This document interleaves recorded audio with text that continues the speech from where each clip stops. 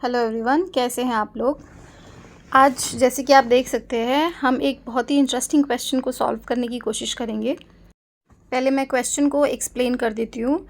देखिए, इसमें आपको एक रेक्टेंगल दिया हुआ है GFHI और इसके अंदर 3 सर्कल्स हैं जो एक दूसरे को भी टच कर रहे हैं और रेक्टेंगल की साइड्स को भी टच कर रहे हैं। तीनों ही सर्कल की रेडियस सेम है विच इज़ 2 यूनिट्स और हमें इस रेक्टेंगल का एरिया फाइंड आउट करना है। रेक्टेंगल का एरिया होता है लंबाई गुणा चौड़ाई, जिसमें से एक भी चीज़ हमें नहीं गिवन है। तो उसके लिए हम ए पॉइंट से लेकर सर्कल के सर्कमफेरेंस तक हॉरिजॉन्टली लाइन खींचेंगे और सी को भी हम इंटरसेक्शन पॉइंट बी से मिला देंगे। इससे जो हमारी पूरी हॉरिजॉन्टल लाइन तैयार हुई है ये सर्कल की लंबाई के इक्वल होगी। ठीक है, GF और ये जो लाइन हमने पूरी स्ट्रेच की है वो पैरेलल हैं, तो इसीलिए ये दोनों लंबाई सेम हो गए। मेजरमेंट हम निकाल सकते हैं। जैसे CB हमारा त्रिज्या थी और इसका जो मेजरमेंट था वो 2 यूनिट था, ऐसे ही CJ भी त्रिज्या है जिसका यूनिट 2 होगा। ऐसे ही A सेंटर वाले सर्कल के लिए भी ये 2 और 2 हो गए। तो अब हम अगर कंबाइन करके इसको मिलाना चाहेंगे तो हमारा जो GF है उसकी लंबाई हो जाएगी 2 + 2 + 2 + 2 दैट इज़ 8 यूनिट्स। अब ब्रेथ या चौड़ाई निकालने के लिए सिमिलरली हम एक वर्टिकल लाइन खींचेंगे और अगर वो हम निकाल लेते हैं तो हम उसको फॉर्मूले में पुट कर सकते हैं।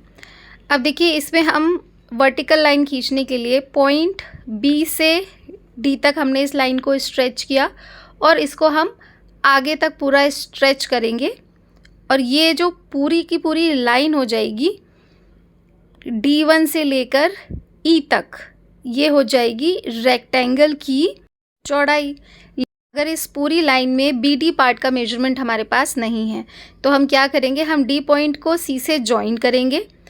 ऐसा हमने क्यों किया, क्योंकि ये जो B पॉइंट है हमें पता है कि ये राइट एंगल है। ठीक है, क्योंकि हॉरिजॉन्टल और वर्टिकल लाइन पे क्रॉस हो रहा है ये, तो B 90 डिग्री है। ठीक है, अब इसमें जो BD पार्ट है वो अननोन है, वो हमें निकालना है।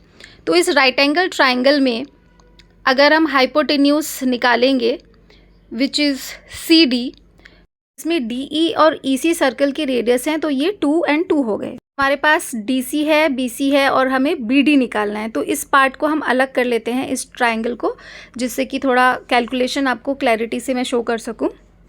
इस पूरे पार्ट को हमने अलग से ड्रॉ कर लिया, जिसमें हमारे पास इस राइट एंगल ट्राइंगल में हाइपोटेन्यूज भी है, हमारे पास बेस का मेजरमेंट भी है और हमें परपेंडिकुलर निकालना है। तो हम इजीली समझ सकते हैं कि हमें यहाँ पर कौन सा रूल लगाना चाहिए। हमें यहाँ पे पाइथागोरस थ्योरम का इस्तेमाल करना होगा। ठीक है, अब इसमें हमने अननोन पार्ट जो कि हमारा परपेंडिकुलर है, जो कि हम ऑरेंज लाइन से शो कर रहे हैं, उसको X से शो कर दिया। बेस हमारा 2 है, हाइपोटेन्यूज हमारा 2 + 2 = 4 था। ये मैं ओरिजिनल डायग्राम में आपको शो कर चुकी हूँ, इसको बस मैंने अलग किया है कैलकुलेशन करने के लिए। आप चाहें तो ऐसे भी कर सकते हैं। अगर आपको कोई भी कन्फ्यूजन है तो आप ओरिजिनल डायग्राम को देखते हुए ही कैलकुलेशन करिए और ख़ुद से इसमें पाइथागोरस थ्योरम अप्लाई करिए। अब ये मैं आपको सॉल्व करके दिखा रही हूँ, विच आई नो आप आसानी से सॉल्व कर सकते हो। अब इसमें देखिए, DC² = BD² + BC², ये हमने पाइथागोरस थ्योरम लगा दिया। पाइथागोरस थ्योरम क्या है, हाइपोटेन्यूज या कर्ण का स्क्वायर = आधार या बेस का स्क्वायर प्लस परपेंडिकुलर का स्क्वायर। अब इसमें हम DC, BD और BC की वैल्यूज़ पुट कर रहे हैं। BC को हमने X कंसीडर किया है। ठीक है, अगर हम इसको सॉल्व करते हैं तो X² = हो जाएगा 16 - 4, ठीक है, विच इज़ = 12। स्क्वायर रूट लेंगे दोनों तरफ, X की वैल्यू हो जाएगी √12, सॉल्व करने पर 2√3। अब हमारा ओरिजिनल डायग्राम का जो अननोन पार्ट है वो हमने निकाल लिया है। अब हम इसकी वैल्यू पुट करते हैं BD विच इज़ 2√3। ठीक है, यही पार्ट की हमें रिक्वायरमेंट थी। D1E की वैल्यू अगर हम निकालेंगे तो ये हो जाएगी D1B + BD plus DE1। Clear है ये चीज़?